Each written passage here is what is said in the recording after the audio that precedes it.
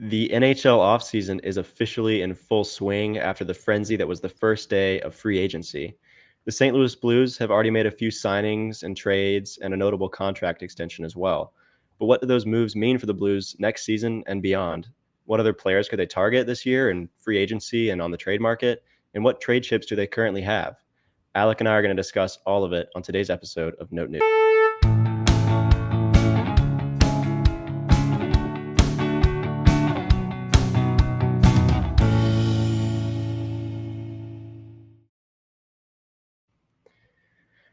Alec, have you seen Inside Out 2? No, I haven't seen Inside Out 2. Dude, you got to watch it. It's a hockey movie. Oh, really? Yeah, do All you remember right. how in Inside Out 1, like have you seen Inside Out 1? I've seen Inside Out 1, yeah. Remember how like she plays hockey and that's like a little bit of her personality? Yep, it's on Dude, screen for like 30 seconds. dude, Inside Out 2 is all about the hockey, man. You got to watch it. It's All sick. right. Dude, and she pulls this move um that's like she might be the best player in the world. It's like it's crazy. It's like a between the legs thing and she like skates around all these like Ooh. players that are like much bigger than her. It's crazy, man. You got to watch Inside Out 2. I'll get my Um, people at the PWHL Minnesota team. Get on that. there you go. All right, we're in note news now. This is the off-season hockey talk that you came for, everyone. Um, the St. Louis Blues have completed a few moves, but the first day of NHL free agency was kind of crazy. Like a lot of players getting signed by a lot of teams on pretty player-friendly contracts. I would say. I think you'd agree, Alec. But the Blues have sort of not done much, and they've sort of gotten a little bit of flack for it here and there. They signed Kasperi Kapanen to a one-year contract. They completed a couple trades for Radek Faksa and for Matthew Joseph, and then they signed Pierre-Olivier Joseph, Matthew's brother, and they also extended Pavel Buchnevich.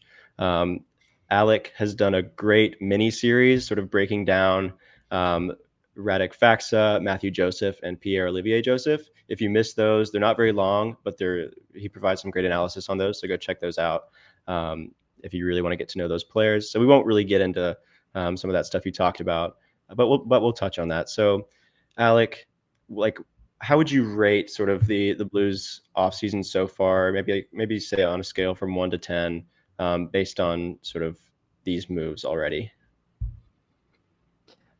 You got me with that Inside Out bit. I can't lie. So I think this offseason, it's important to, when like grading it or like looking back retroactively at what we've done, it's important to consider both context and like expectations. So as we've kind of brought up quite often, the Blues are in a bit of a retool period, and if we're being Mhm. honest with ourselves, next year is probably not the cup winning year. I mean, knock on wood that statement is completely incorrect, but probably we're a little bit off before we're truly competing again. And Yeah. as you brought up, this market was super player friendly. Mhm. A ton of long-term deals on really expensive contracts that I think teams could really, like Seattle and Nashville, could really regret some of the signings that they've made in 2 or 3 years, and that could potentially hamstring their ability to do something like win a Stanley Cup. So I don't know. You asked 1 to 10. I'd give it like probably a 6 or a 7. I think that they are being wise. It's definitely not exciting, Definitely and not. it's hard to say if these are like even the depth moves that they made, if they're even going to help the depth, or if they're just going to be kind of non-factors. And it's also hard to grade because we don't really know what we've given up on a lot of these trades yet. But yeah, it's like been fine, and it's probably like the correct thing to do. They're gonna let the kids play. They're gonna see what we've got to build off of, and I think that's exciting. Yeah, for sure. As I said, you really broke down Radek Faksa on an earlier episode. So he was acquired from the Dallas Stars for the infamous future considerations. He'll probably slot in as like a bottom line center. He seems to be really good on the face off, as you mentioned, and his contract is up after next season, if I remember that Yep. correctly, right? So pretty like low stakes move there. We'll wait to see what the Blues gave up. We still don't know as of today, July 10th, but could be a good depth move. We'll just have to wait and see. You also broke down Matthew Joseph. He was acquired from the Ottawa Senators along with a 2025 third round pick, again, for future considerations. We'll miss you. He he has 2 years left on his contract, Yeah. and he scored 35 points last season, so not too bad. I think it was, as you mentioned, sort of maybe a bit of an advance from the norm in recent seasons, but pretty solid, I would say. And then Pierre-Olivier Joseph signed for like 1 year and $950,000, so pretty minimal cap hit there. So those three could move the needle. We'll just have to wait and see how things play out. But in terms of the moves that you haven't broken down on your mini series, which again was great, everyone go check that out. And also, if you're watching on YouTube, give us a like and a subscribe. It really helps us out. Follow us on all the socials, Instagram and Twitter mainly. And if you're listening to this podcast on Spotify or Apple, give us a 5-star review. That really helps us out. But in terms of the moves that you haven't broken down quite yet, what do you think of the Kasperi Kapanen signing? So that's a 1-year deal for $1 million. He is 27 years old. He played 73 games last season and had 22 points between 6 goals and 16 assists. So, um, we sort of probably know what to expect from him at this point. But what do you think of that move to retain Kapanen? Yeah, he was a very interesting. He's had a very interesting Blues tenure. Started off last year really hot and looked like him and like Brana, I remember, were just like going off, and Yeah. then they really fell off so much so that Brana got like cut from the team.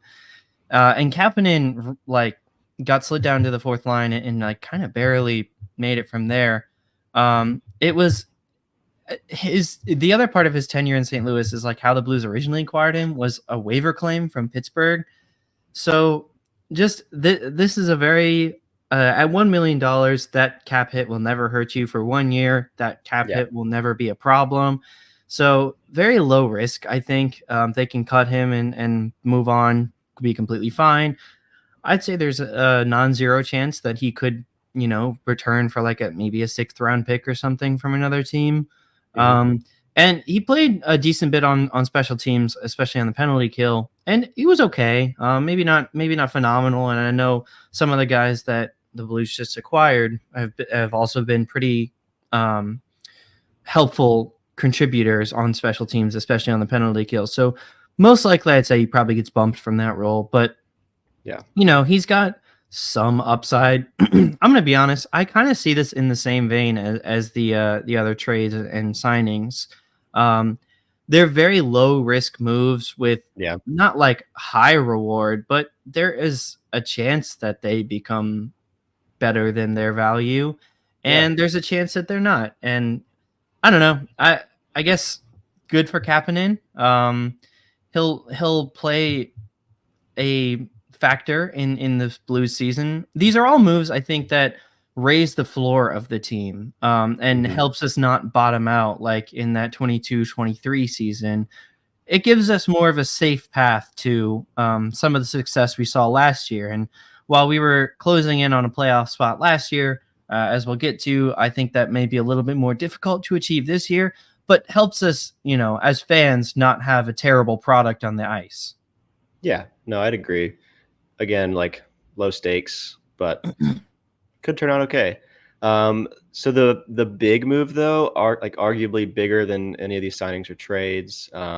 Definitely. And one that we really haven't broken down yet is the contract extension for Pavel Buchnevich. So the numbers behind that deal, it's going to be 6 years and $48 million total. So that's an AAV of 8 million a year. And then for the year by year breakdown, that goes 8 million. Well, so first of all, this extension doesn't go into effect until after next season. So his current deal remains for 2024-25, and then starting after that, this is when the 6-year extension takes effect. So starting then, the first year he'll get paid 8 million, then 6, then 10, then 11, then 8, then 5, and then the included within that, there's a full no move for the next 5 years. So the first 4 of the contract plus next year. So the first 5 years full no move, and then a modified no move clause in the last 2 seasons.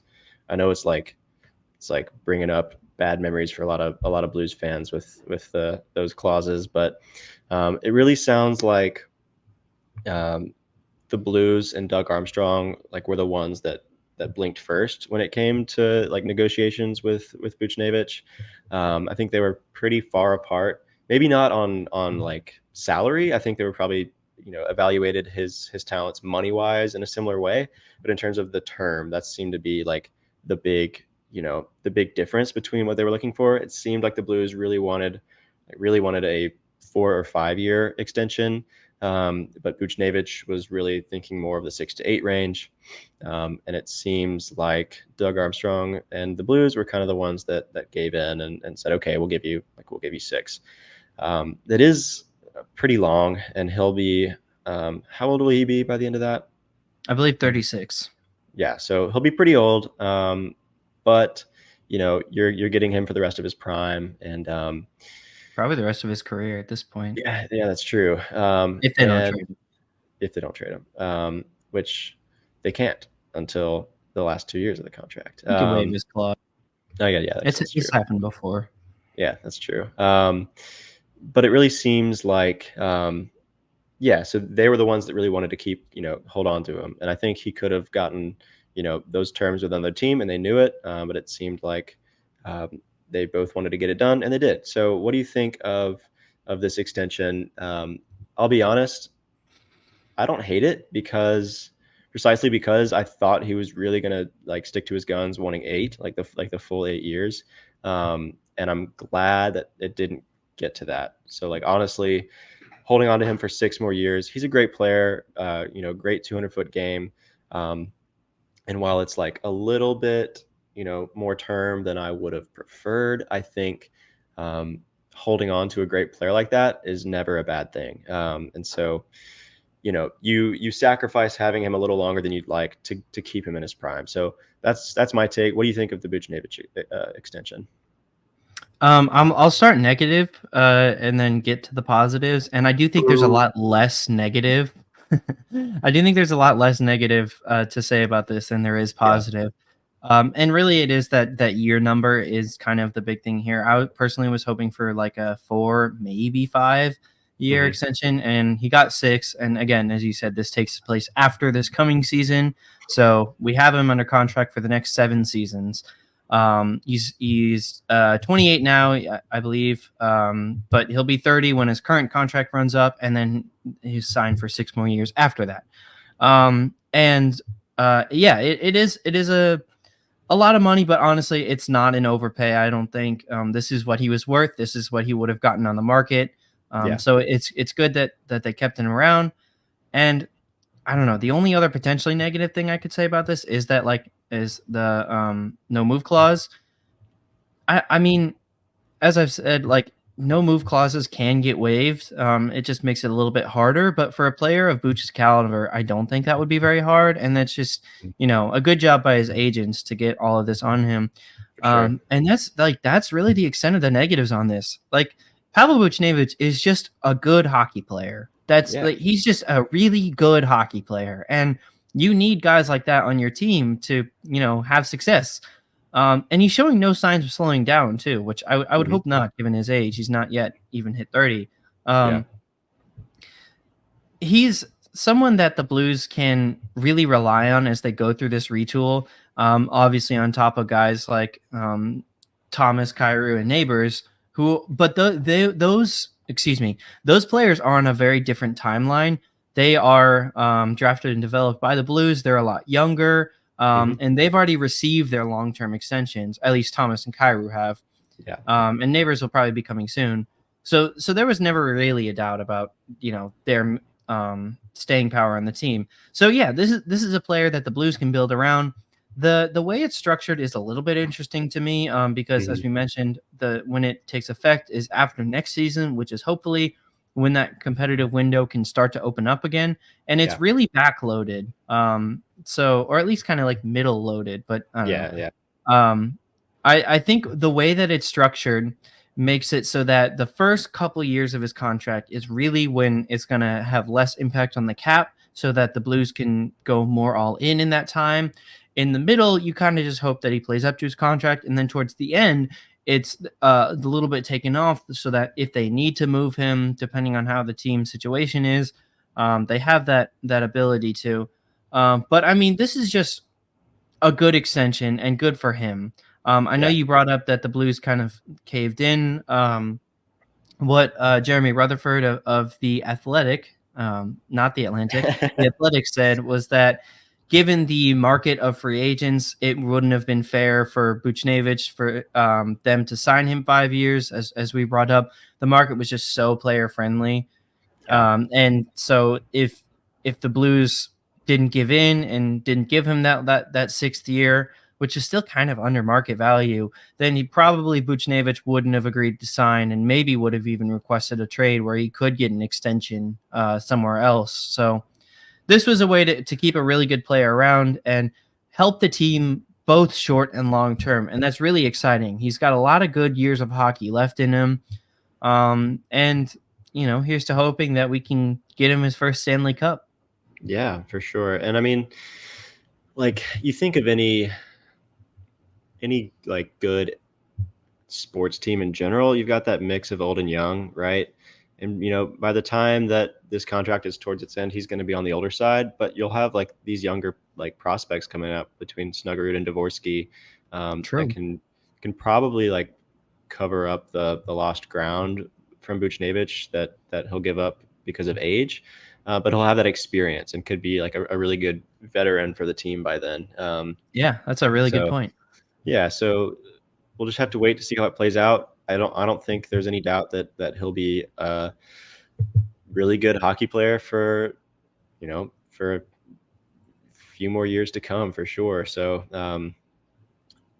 glad we held on to him. Again, a couple parts of the deal, mainly to do with the term for me, are like a little but um, based on where it could have ended up at that full 8 years, I think it's probably okay. So I um, do think also when we like by the end of his yeah, time as a St. Louis Blue, I think we'll look back at Pavel Buchnevich with only glowing positive things to say. And I don't honestly, I don't see that this extension is going to have any like negative impact on how sure. fans view him. So I think it is just a good solid move by the Blues. Yeah, yeah, for sure. Um, so in terms of like, let's talk now about how these moves as a whole, like not just Buchnevich, but like these trades and signings, like what do they mean for the Blues in the future? So like a few years down the line, we sort of already touched on that, like with Buchnevich, we just broke that down, and then with like, for example, like Faxa or Joseph, I mean, actually all the rest of them.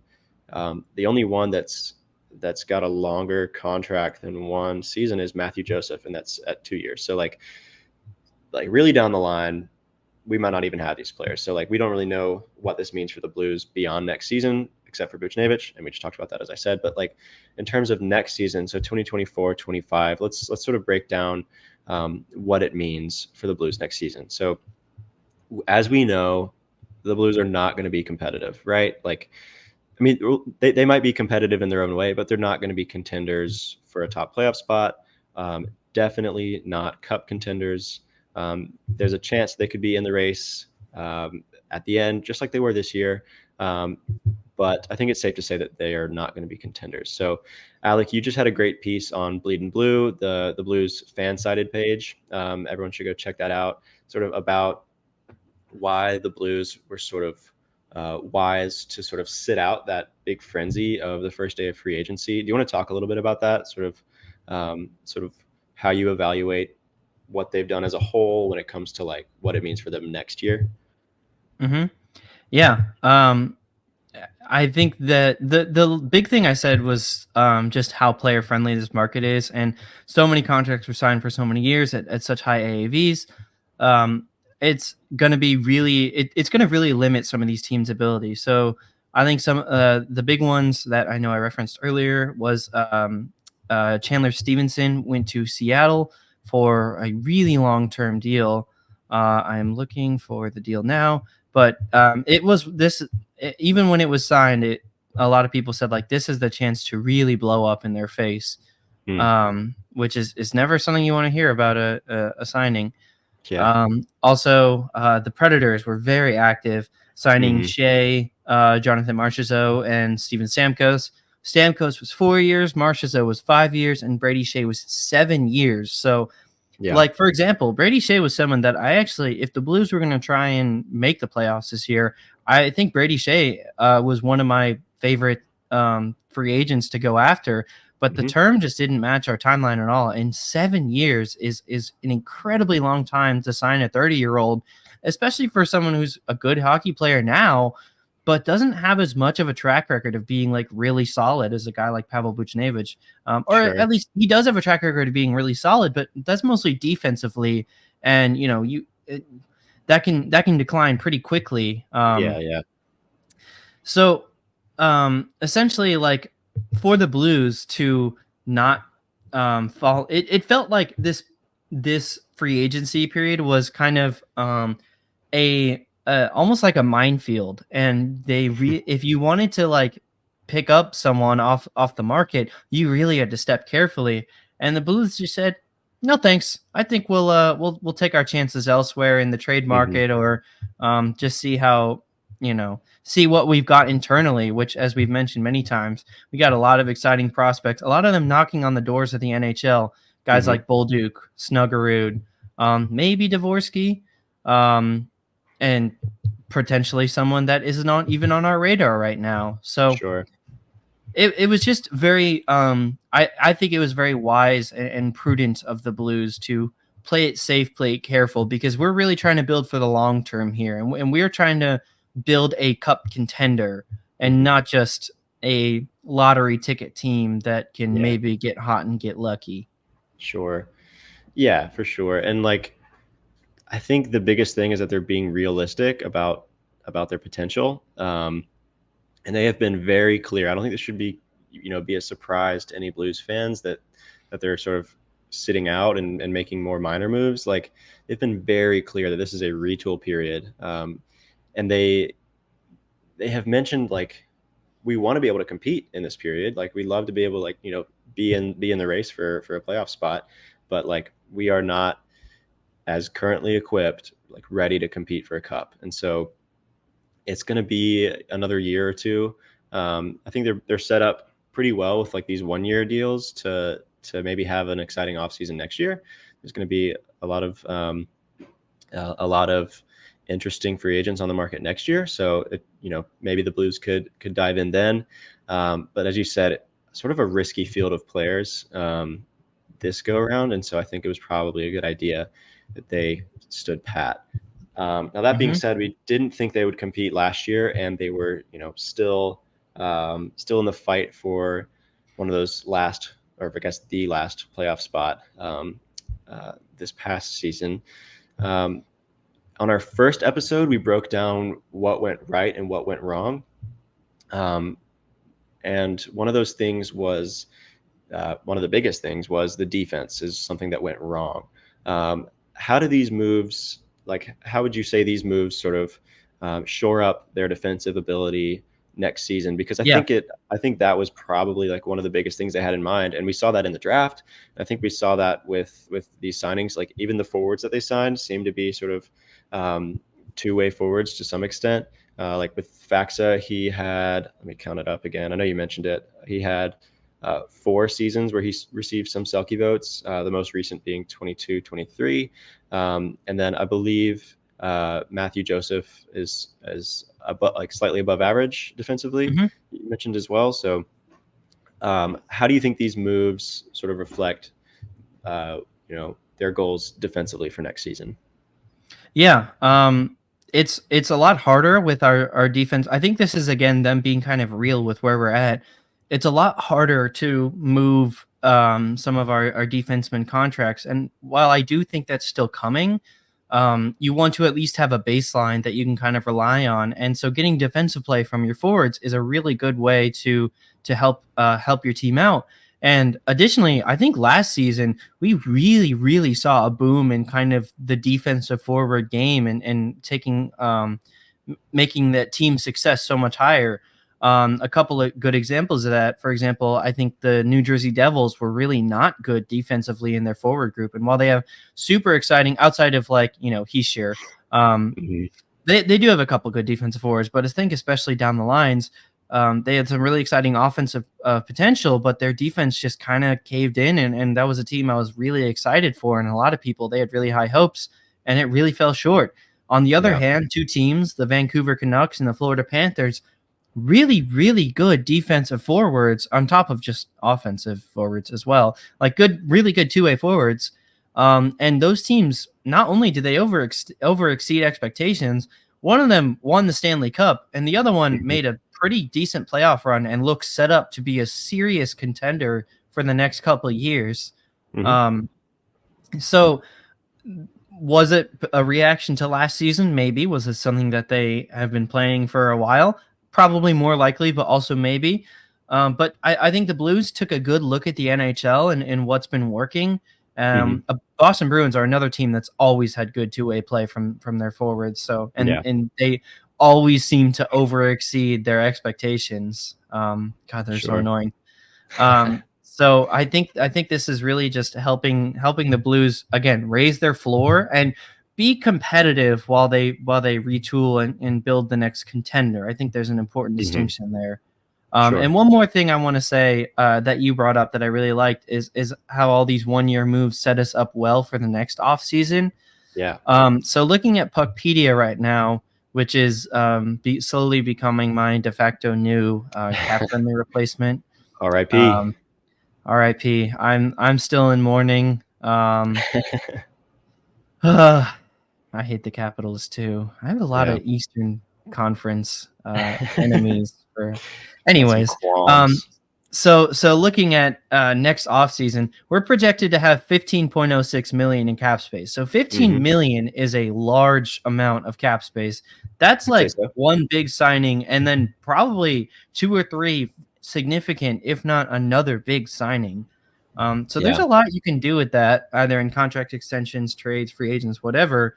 Sure. So yeah, all of this is just for me to be, holding Doug Armstrong's water for fans of our partner Deal in the Cards podcast. Bow, bow, bow, bow, bow, bow, bow. Um, so another thing that went wrong last season that we broke down on episode 1, um, we talked about like how the old guys didn't perform and how they played down to bad opponents, and we talked about like the coaching was something that was poor, especially early in the season. And these moves don't really address those things. And it'll be, we have to watch how the Yeah. season plays out so we can evaluate those. But another thing that we maybe can sort of estimate and predict right now was the special teams units. So we mentioned on episode 1, which if you haven't watched it, go check it out. If you want to watch baby podcasters John and Alec recording their first episode.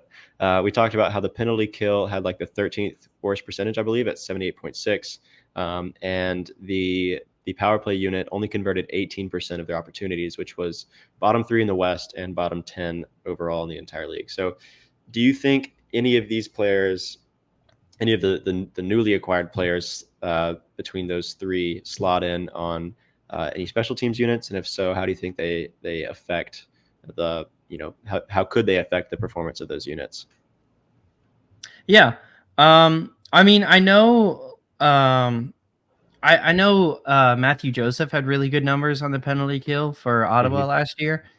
Um, and I know Faxa can also play some special teams. Obviously, we talked about Kapanen. Hmm. Excuse me. I think mostly it like raises the floor, but probably only slightly for me. I think the big thing, in my opinion, and I could be wrong about this, but I honestly think the big thing on special teams, the biggest challenge was coaching. And so with the full year of Drew Bannister, I know we brought in Steve Ott and the other name is escaping me right now, but more Claude assistant Julien. coaches. Yeah, thank you. Hmm. More assistant coaches to get more voices in the building. I'm actually more excited for the coaching upgrades than I am the personnel upgrade. Hmm. But I think again, it can only help and only raises the floor of this unit. Which Sure. even if it can just be like middle of the road NHL, that can really raise. I'm saying this a lot, and I didn't intend it to be this way, but it really can raise the floor of a NHL season. Going back again, I'll just go to Ottawa. They had really bad special teams last year, and one of the biggest disappointments in of their season. Hmm. So all of this is just to help, I think, the Blues be competitive while they Yeah. retool, excuse me, which is just so much more exciting than a full tear it down rebuild.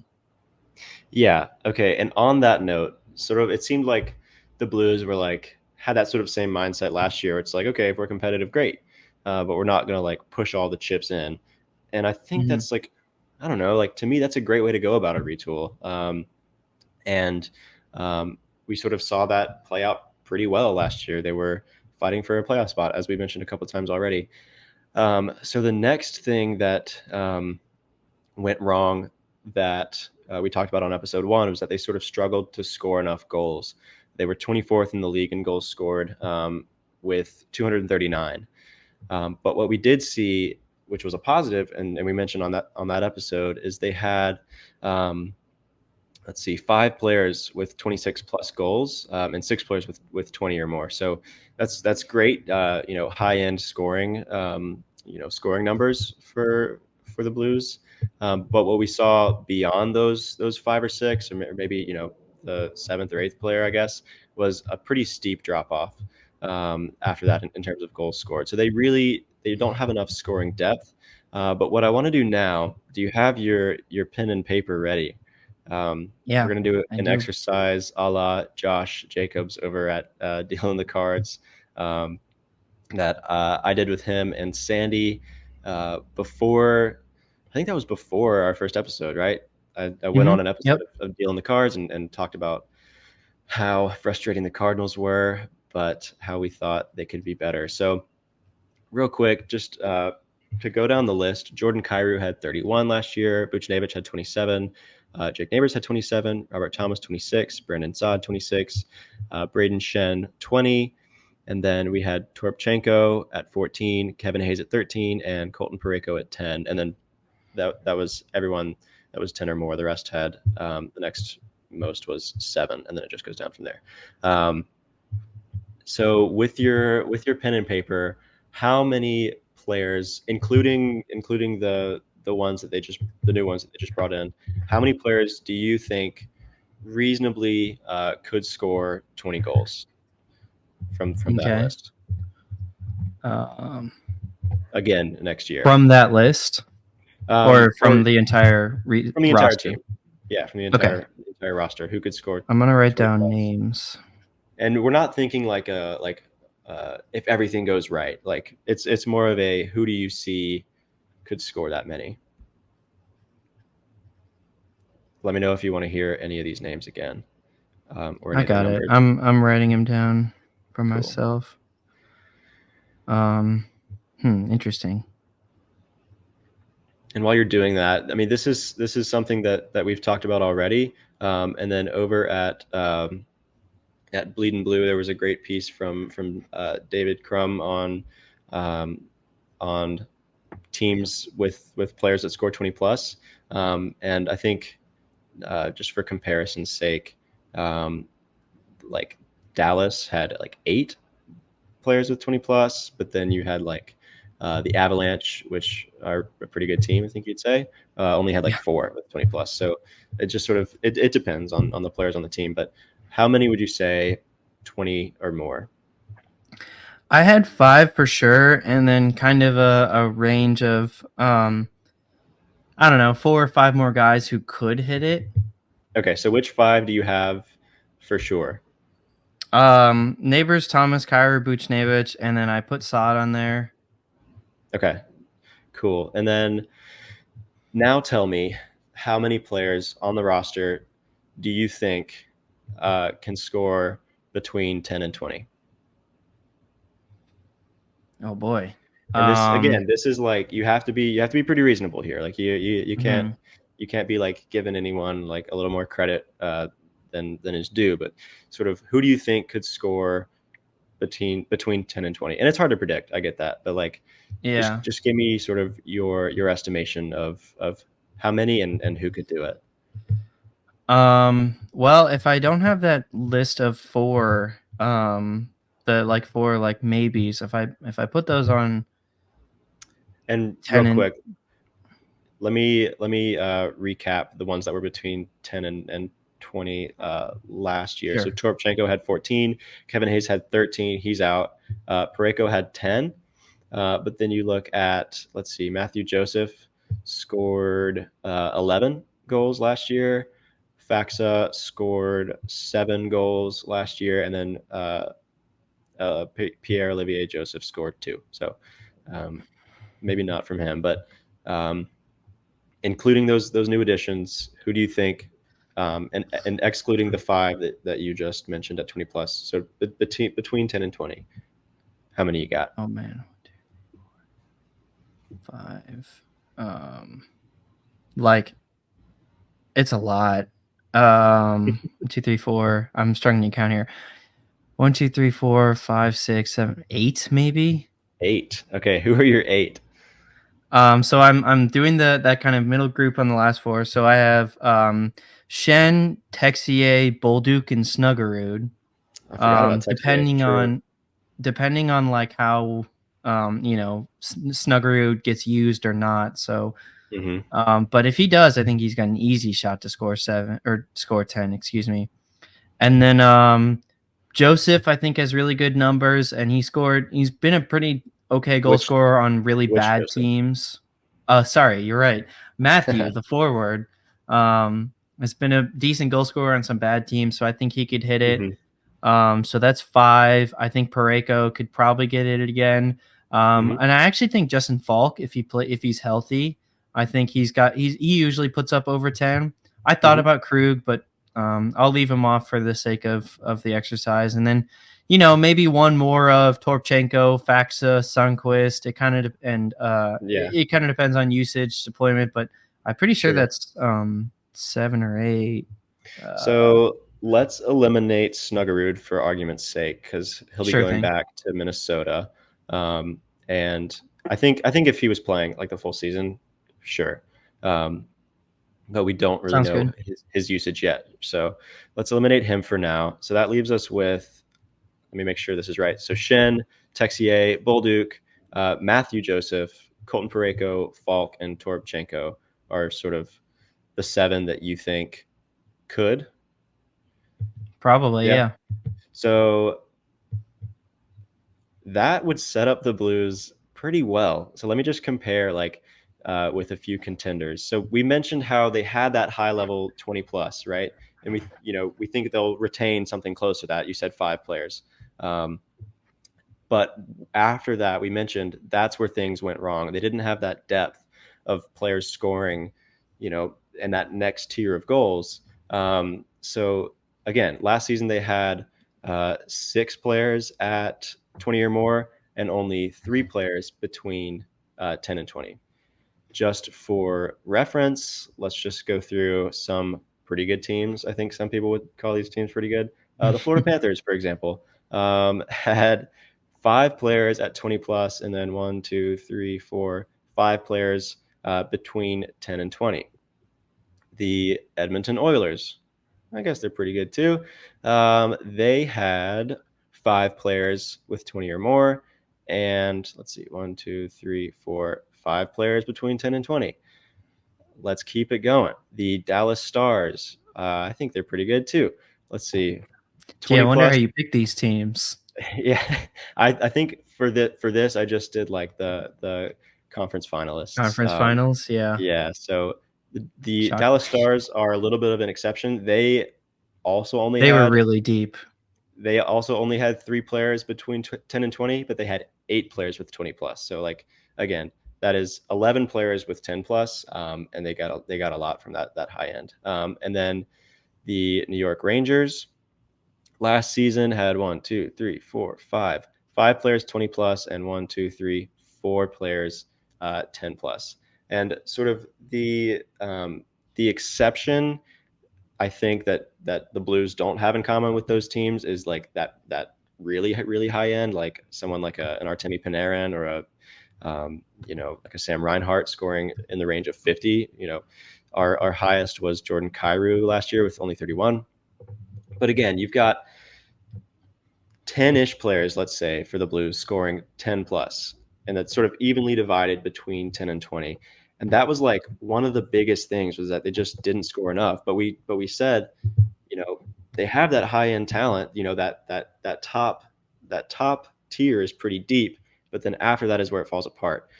So now that we've done that, how do you think the Blues could measure up next year, assuming like these players don't get hurt, and assuming a lot of things. But let's assume that a couple of them get hurt, and you named like 7 or 8 players. Let's assume that a few of them get hurt, and we're split 5-5. How do you think how does that maybe affect your evaluation of next season? I mean, it's certainly really exciting, and I did also on my list, dropped Shen down to, Yeah. probably under 20, Hmm. but he scored 20 last year, and he definitely could do it again, Yeah. so, yeah, I mean, that definitely makes me feel a lot better about, this team going forward, and especially then this is supposed to be a retooling year. I think Hmm. the next step would be one of two things. It'd be acquiring someone more in that 40 plus goal scoring range. Sure. Anything more than 40 is just like there's only a handful of those players in the team. But if you hit even the 40 mark, that's really significant. Sure. And or taking the a team I bring up a lot, 2022 Blues route of having a bunch of 20 goal scorers. So Yeah. if we can see maybe not next season, but going forward, guys like Bolduc, Snuggerud, maybe Dvorsky put up more than 20 goals. And if we can do sort of, I guess, last year's Dallas Stars way of having, more than 5 players score more than 20 goals, that would really excite me as a fan. But I Yeah. mean, yeah, going into next year as what was supposed to be a retooling year, I think this is that was a really good exercise. I think that this is to me very much I'm trying to find a different way to say it, but raise the floor. I mean, like Yeah. No, makes for it sure. so that the wheels won't fall off like we saw 2 years ago. And Yeah. that's yeah, just so much more exciting. Yeah, and like we've broken down sort of at length, and so we don't have to like really beat the dead horse, but um, we saw them in playoff contention despite these flaws, and I think with just these few like limited, um, sort of like vanilla moves, like it seems like they understood those flaws, and then like we're pretty intentional about addressing them in some way, like just to sort of, as you said, raise the floor and try to remain competitive during the retool. Maybe not being a contender, trying to be a contender would be like going out and signing one of those big free agents. Um, you know, Moves like that would be, them saying, "We're in, we're trying to contend now." But like just the fact that they're like trying to stay in it, and I think these moves, the way that they, as we said, address sort of that subpar defense, address maybe some of the special teams, and then really address that scoring depth. Um, I think that's huge, honestly. Like it could really make the difference, and we could see them holding a wild card spot this time next year. There hasn't been a ton of turnover on the roster, in terms of like losing players.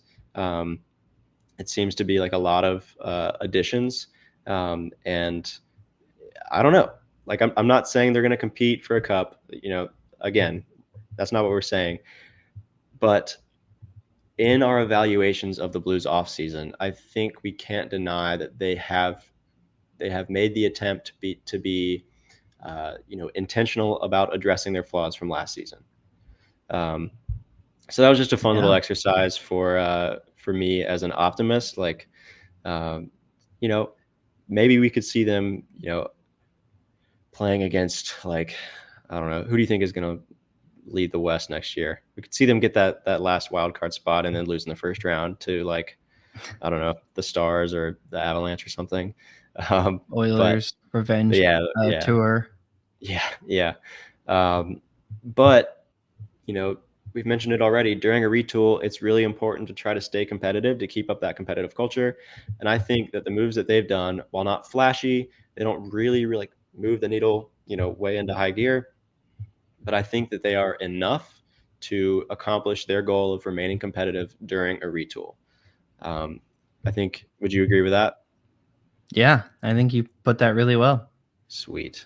So that's my exercise. I hope you enjoyed it. I didn't tell Alec what it was going to be doing. I just said, get your pen and paper ready.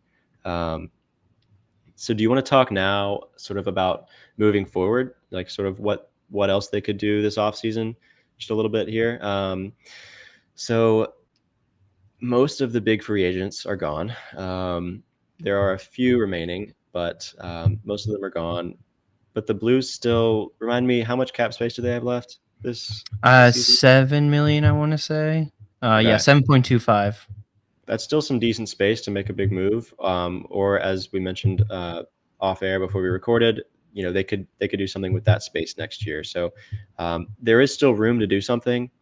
Uh, in terms of things that they could trade away, some potential trade chips, obviously draft picks. We don't want to have to give up too many draft picks, especially during a retool. Mhm. But always on the table. And then in terms of who is a trade chip, sort of who is on the table versus who is off limits, what's your list of untouchable players? I think the Blues are very much listening to every offer they get. I think the only untouchables would be the Thomas Kyrou, like matching contracts, Yeah. core players. Hmm. Obviously, Buchnevich on his new extension would be really Sure. surprised if he got traded. And then I think they still really like Jake Neighbors. Maybe I Yeah. am being a little bit clouded in my love for Jake Neighbors, but everything I've heard, both from like official sources and from Blues fans, is that everyone is just really high on this kid. And I mean, Hmm. understandably why. And this feels like one of those young pieces that you need to build a team around. So I would be really surprised if they moved on from him. So I'd say, but honestly, outside of those four, like I don't think a Bennington or a Hofer is untouchable. I don't think they've been listening, and we're pretty close to trading Pareko as hard as that is for many Blues fans to hear. I really Yeah. think outside of those four, anything could go. Yeah. I think some names to highlight as could especially be gone is someone like Brandon Saad, Torrey Krug, Hmm. maybe a Justin Falk, maybe not both Krug and Falk as you mentioned to me earlier, but we could see one of those two go. I know they've shopped Krug pretty hard, right? And I Hmm. think they'll be listening to offers on them for sure. And again, if they trade away someone like a Brandon Saad, then that could affect, you know, something like the exercise we just did, like the scoring depth. But it sort of just depends on who they get back as well. In terms of some of those names you mentioned towards the end, like a Pareko, I think it could happen. I hope it doesn't personally. Like we I saw think him most lead. of us don't want to see it. Yeah, but like in terms of like beyond just being a fan favorite, he blocked the most shots in the league last year, and considering like how many shots our goalies faced, it's like we can't give up that defensive ability. I don't think. It would And really again, hurt. yeah, it would hurt. And again, like I think I think the Blues front office has done enough to sort of earn our trust a little bit. And if they're moving on from some of these players, it can be a while before we see how it'll play out. But I hope that they hold on to a defensive player like Pareko. Um, and then in terms of the goalies, there's sort of been this goalie carousel already that's already been going on between uh, Saros extending in Nashville, and then what do we have? Linus Olmark getting Allmark traded to to Ottawa, Ottawa, Markstrom. Markstrom. Yeah, so it's like it's already been a pretty active goalie market, and it seems like some of the biggest buyers, like I'm thinking especially like New Jersey, Yeah, have gotten what they want. And I think they would be wise to hold on to their goalies for now. We've talked a lot about how elite that tandem was, and we mentioned a couple episodes ago how we thought Bennington could be a trade piece, but I think we were thinking more to get like a first round pick, and maybe they would do it for a first round pick next year. We could see what they get back, but I think they would be wise now at this point not to trade the goalies. Like you said you could see it happening. Do you what like would you want it to happen? Like No, What's your I think at this point in the retool, and especially just in general, it's really hard to find elite goaltending, which is what yeah. we have. Mhm. Um, if Bennington went, it would definitely return a first round pick, maybe multiple, and that's kind of the only Mhm. reason that I would, be interested in it. I don't necessarily think it's likely. If I had to put a percentage on it, like maybe 30%, maybe that's even high, maybe like 15-20% on the low end, somewhere in that Mhm. range. So I don't even think it's likely. I just think like they're listening to every offer, and I mean, if someone offers you just a deal you can't refuse, during a retool, you kind of can't refuse, and you hope Hofer is worth his salt as he showed last season, and I know I'm personally excited about Zarenko, Mhm. but maybe. I know we didn't take any goaltenders this year, but goalies take a while to develop anyway. Maybe there's someone else waiting in the wings, or maybe there's a value trade or sign you can get as to not replace his production, but have an okay tandem. Yeah. But again, I don't think it's likely, and I think I agree with you. I think I'd rather see them hold on to Bennington, especially because I know he's a big part of what the Blues are building, and like he's really important in all their for what this matters, like all their promotional stuff, and he's one Yeah. of the highest selling jerseys, and so Mhm. you need revenue from other places. Bennington brings that in. I don't think that makes him untouchable in any way, but I think probably it's more likely that they hold on to him. Yeah. Do you know how many years does he have left on his contract? I will look that up real quick. Just in terms of like thinking about the retool and um, maybe in like a couple years time, could that happen? Because he is 30, I believe, right? He is I've got it ready. Yes, he's 30 and he is signed until 2027. Okay. So Yeah. 3 So more years. okay. Yeah. At a pretty low cap hit for his ability, by the way. $6 True. million for a top 5 goaltender. True. Saros is So just got paid like what, 8 million? 8 point something, I think. it was like 8.74. Yeah, I think it was like I want to like say. a high 8. Yeah. Yeah. So I guess a follow up question that I just thought of is if we see like Joel Hofer like really really step forward and become um, like a really solid option in net, um, what would you think of a Bennington trade moving forward? Like, would you want to try to retain both and have that elite tandem, or would you be willing to like acquire some other players or picks or whatever else for Bennington? Yeah, I mean, I hate to take a cop out answer. I don't know. It just depends on the return. Like, Depends. I know Chikrin is someone that was really intriguing. I think he could be a little bit of a trap player, but he also could just return back to being a potential number one defenseman. But someone like a Chikrin, Yeah. or multiple first round picks, would be exciting for Bennington. I think, yeah, just because of how valuable he's been to this team, and Yeah.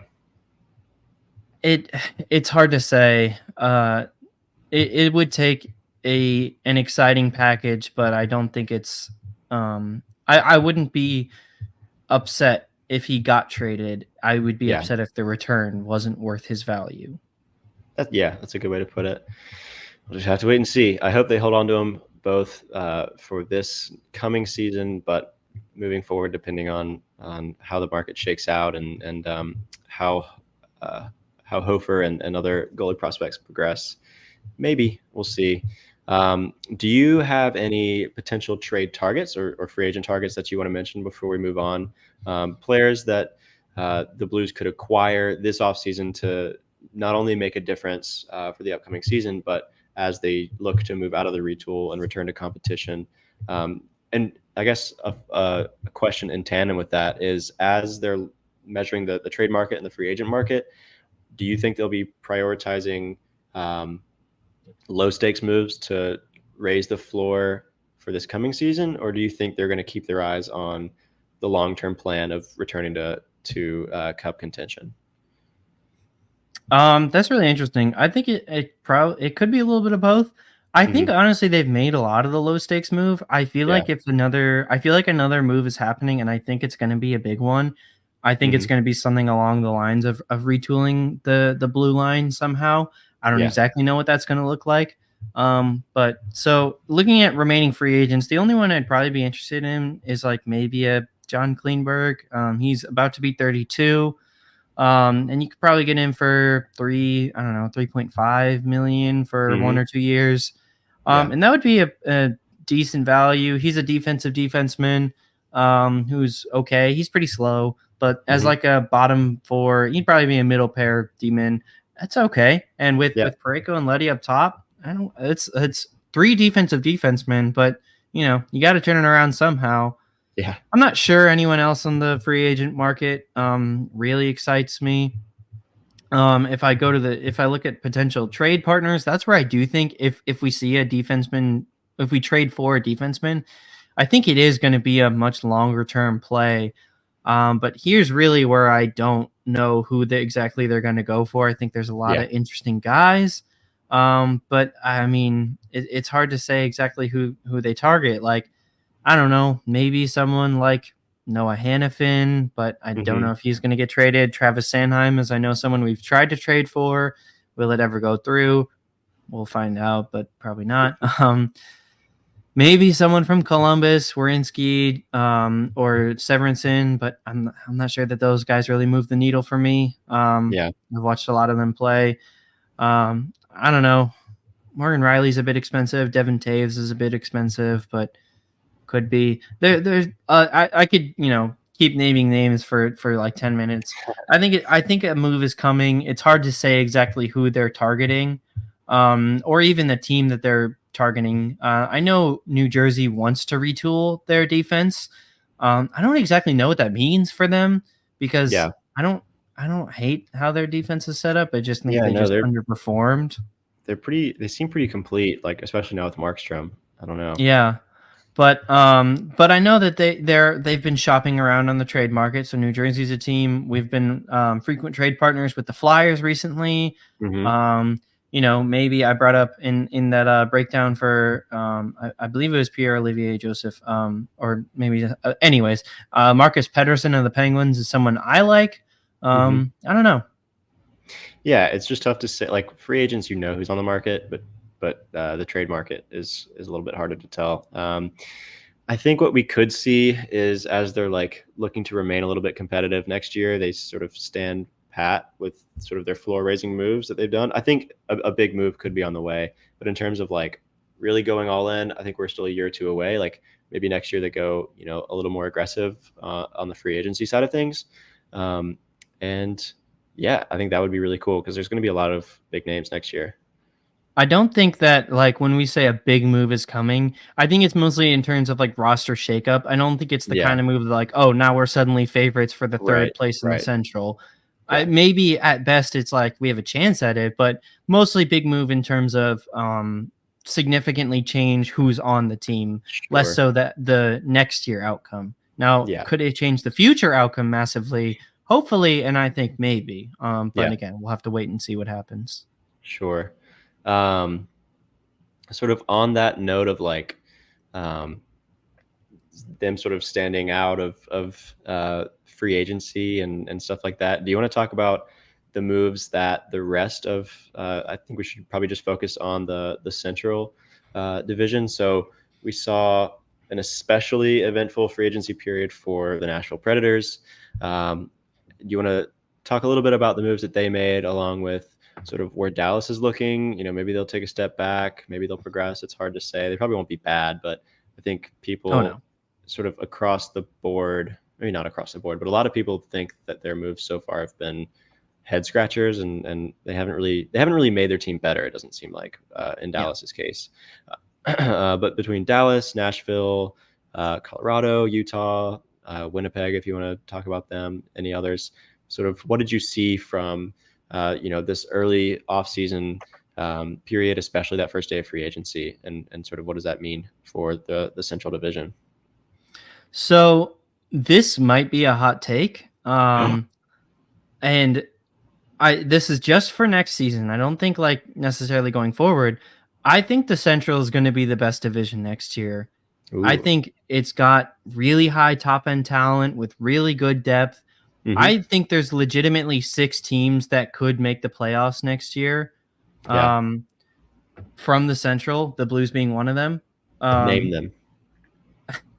Do it. well, I would say pretty much everything outside of Chicago is just. I think they actually got better, They did. but I think they're still pretty a long ways off. I'll say, um, although they're no longer a steaming pile of garbage. Honestly, I might even go as far to say is there's 7 teams that could make the playoffs. I That think might be a hot Stars, take. Avalanche are probably still at the top. Predators could make a spot. Mhm. Um, or Predators could make a shot at the top, but I think they'll probably make the playoffs next year. Sure. Going forward, I'm not so sure. But next year, I think they will. The Jets are still going to be really good. The Wild, I think, got better. Obviously, I'm high in the Blues, and then I think Utah is actually a sleeper. Maybe Mm, not a sleeping giant, but they're getting close to that. I know they traded sure. for Sergachev was a big one on draft Yeah. day. Made some pretty good signings as well.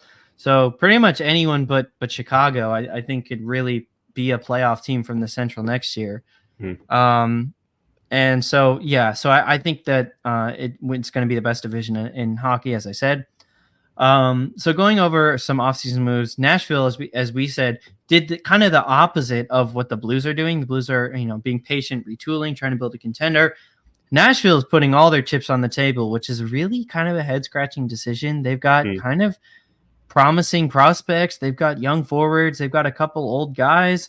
You'd think that they're set up to compete in the long term, but no, they kind of went all in on this offseason, acquiring Stamkos, Marchessault, and Shea. Mhm. And those are, I think, going to be really good contracts for the next couple of years or for the next year. But like Stamkos was showing signs of decline. His numbers on 5 were really bad. A really high percentage of his goals scored last year were power play goals. Um, Marchessault, I actually do think is going to be a pretty good signing, but he's not Yeah. super old. I want to say he's 28, 29. Or sorry, not super young. Yeah. Um, and then signing Brady Shea until he's 37. I don't know about that one. So again, they're good players now. They're going to be good players next season, and probably like a season, maybe a season or two after that, depending on the player. But like they are all signed really expensive contracts that going down like is pretty much as soon as the Blues window is going to open up. I think Nashville could kind of be scrambling for cap space and to build a competitive roster around that time. I will Um, say, real quick, Jonathan Marchessault is 33, so oh, I was he's a way little bit wrong. I'm older, a little sorry. bit older, and they definitely didn't get faster. That's for sure. Yeah, Didn't get and they younger signed him for faster. 5 years, a 38-year-old forward. It's gonna be kind of old. I am so glad I'm not a fan of the Nashville Predators. I don't know, man. I I think between like uh, between those signings and like players they already had, like Roman Yossi and Jose Saros, like it could be good. They could be good, like I think they're gonna especially be good next next year.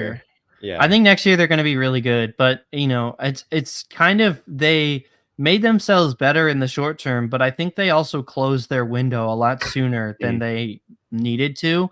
So mm. if they win a cup in the next 1 to 2 years, this will all blow up in my face, and I'll look like an idiot on top of me being really sad as that's, one of my least favorite teams in the NHL. Mm. Um, but if they don't, which, winning a cup, I think hockey more so than other sports, it isn't as much just like get into the playoffs and get hot. I think it really is like almost always the best team wins. If we go back, I mean, I won't Mm. spend too much time on this point, but just listeners at home, go back every team that's won a Stanley Cup recently. Were they not one of the 3 best teams in the league? I don't know. Hard for me to say no to that. Anyways, it is my own point. Um, so looking at the rest of the Central real quick, um, Dallas, Dallas, yeah, as you said, had some really head scratching moves. Mhm. But the thing is, I think they had a really bad free agency period. That being said, I think they're still going to be a really good team. Just their young talent is so good, their depth is so good, and while their defense is probably worse, I still think they're going to skull Gores and have Jake Ottinger in between the pipes. So Mm. I'm not going to exactly count them out. Um, Colorado's in kind of a weird spot, but they won a cup recently, so I don't think they as a fan base can be too upset about where they're headed anyways. But Yeah. they'll still be very good. Cale Makar is might be the best hockey player alive right now. I'm Pretty sorry. good. Pretty good. And They are really Utah, restricted cap-wise, though. Like, yeah, they're yeah, sort of can't do a whole lot. yeah, and their depth Yeah, is pretty shaky. yeah. Utah, you But were saying, though?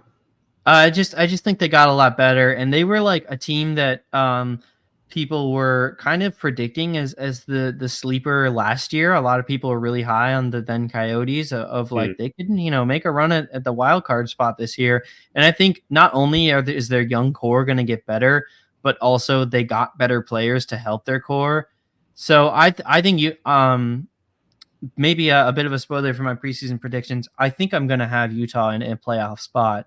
So ooh, as I said at the beginning of this rant, I think the Central is going to be the most competitive division last year, and that kind of leaves the Blues in a weird spot. But as we said, we're probably just as good as a lot of those teams, if not a little bit worse. But have a decently high floor, so should at least be competitive. It's just that we're going to have a really tough task with our schedule. yeah. That's for sure. Have you looked at the sorry, this is so off topic. Have you looked at the Utah like potential team names? Like that list of six or whatever. Yeah. hmm Do you like any of those? I don't remember all of them. I think I liked Mammoth and Yeti. I know Okay. I hate Hockey Club. Like, come on, let's. Yeah, that's dumb. And they didn't even pick a That's logo. dumb. Whatever. What was the Yeah. list again? So I'm having trouble finding like the narrowed. I know at one point they narrowed it down to like eight. Um, hmm but like they initially had a list of 20, and I think I'm gonna try to remember like the ones that they had move on, but it was like definitely the Mammoth and the Yeti. I believe the Outlaws moved on. That's one that I like, Mm. honestly. I think they had the Utah Hockey Club as a as Oh, I in got the it next here. round. So according Let's see to what we got. ESPN on June 6th, they said it's the Blizzard, Utah Hockey Club, the Mammoth, the Outlaws, the Venom, and the Yeti. So that's six. hmm Yeah, I don't love any. I kind of like the Outlaws, honestly. Like I like the cowboy sort of like Western combined with Yeah. hockey like themes that they could do. This is off topic, but you like Mammoth and Yeti? I think I like Outlaws as well. I Yeah, hate Hockey Club. Blizzard is yeah, too similar to Avalanche, which is a yeah, state over. And then Venom, what? yeah. No. Venom. I know they have But like the Beehive State, and they're like trying to do something like that, but like they could do like the Stingers. That's one that I heard that I thought was cooler than like Venom or like Squall or yeah, some of these other ones that they were talking about. But we shall see. yeah. For now, it's the Utah Hockey Club. Um, They but don't even have a jersey. It's like a whatever. I like the colors. I like the powder blue. I But don't mind the colors, but there's no design. it's genius. They're going to sell all of their generic Utah Hockey Club merch, and then next year when they rebrand, they're going to sell it all again. It's As genius. yeah, and now their old merch is like vintage retro, Collector's except item. that it looks like crap. Hot takes here here on Note News. Yeah, so the Central itself, as you said, is going to be pretty tough for the Blues next year to be competitive in. But moving forward, looking down the line, as you said, some of those contracts could age pretty poorly. So we'll just have to see. They're just going to have to outbuild some of these other teams if they want to be competitive in a couple of years. And I think they could do it. I think they're sort of laying the groundwork now. And I'm personally pretty excited to see where things could end up. And they've done it Um, before. they've done it before, man. So yeah, we'll see. Let's see. So in terms of news and notes, we've sort of broken down most of them already. Mainly those big signings, trades, and that big extension for Buchnevich. But in terms of other Blues news, I believe the development camp has now wrapped up, and we saw a lot of the exciting Blues prospects on display there. It seemed like Theo Lindstein and Dalibor Dvorsky did pretty well. They seem to be like the best performers from that group. I think Otto Stenberg did pretty well also. Um, and we saw a few of those new draft picks this year hmm playing. One that I I think I saw let's see, Colin Ralph had like a good play defending the rush. I believe that I saw somewhere. Um, it's Jekko, right? Adam Yeah. Jekko is how you pronounce his name. I saw him Yep. have a good play as well. So you weren't able to get to make it out to those, right? Yeah, Unfortunately not, no. But there yeah, was, yeah, a lot of really exciting stuff. I know Mercick had a couple flashes. Yeah, I yeah, think yeah, Dzeko had a couple flashes. And yeah, I know the goalies had a tough time too, but they're yeah, also like a lot of young goalies playing against, offense. Offense is usually going to win anyways. yeah, But yeah, I know like Lindstein really lit it up on the yeah, ice. yeah, Which is exciting because I'm gonna be honest, I liked Lindstein. I've never really loved him, but now he's starting to become someone I could really get excited about. If he can, I'm gonna be watching him a lot more closely in his season this year. I yeah, think partially because of this. So yeah, it's exciting and for sure. looking forward to watching him, I guess. My big question on this note, a lot of people are talking about it. Do you think Dvorsky has done enough to crack the Blues roster this year, or do you think we'll see him elsewhere next season? I mean, this is just kind of my um mindset when it comes to like sports and roster construction in general. I don't.